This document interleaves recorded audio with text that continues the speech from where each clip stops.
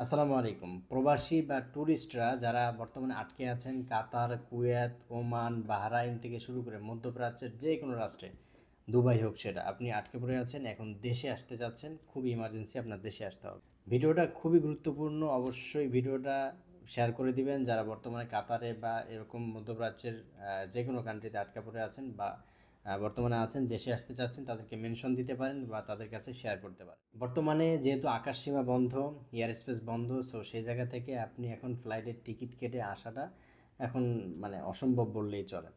বিশেষ কিছু ফ্লাইট পরিচালনা হচ্ছে, সেটা আসলে আপনার জন্য না, যাদের ফ্লাইটগুলো ক্যান্সেল হয়েছে তাদের জন্য মূলত বিশেষ কিছু ফ্লাইট পরিচালনা হচ্ছে, অপারেট হচ্ছে, তবে সেটাও খুবই সীমিত। দেখা গেছে 2000 যাত্রী আটকেলে সেখানে দুই একটা ফ্লাইট অপারেট হচ্ছে, তো দুই একটা ফ্লাইটে দেখা গেছে 200-250 যাত্রী প্রতিদিন আসতেছে। সো এখন আপনার যদি ইমার্জেন্সিভাবে আসা লাগে, একটাই করণীয় আছে।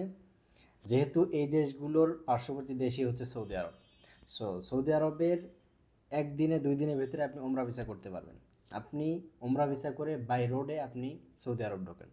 সৌদি আরব ঢুকে দেন আপনি সেখানে গিয়ে ওমরা করতে পারবেন। জেদ্দায় গিয়ে, মক্কায় গিয়ে আপনি ওমরা করলেন, দেন নবীজির মদিনা শরীফ জিয়ারা করলেন, দেন আপনি ডাইরেক্ট ফ্লাইটের টিকিট কেটে আপনি বাংলাদেশে চলে আসতে পারবেন।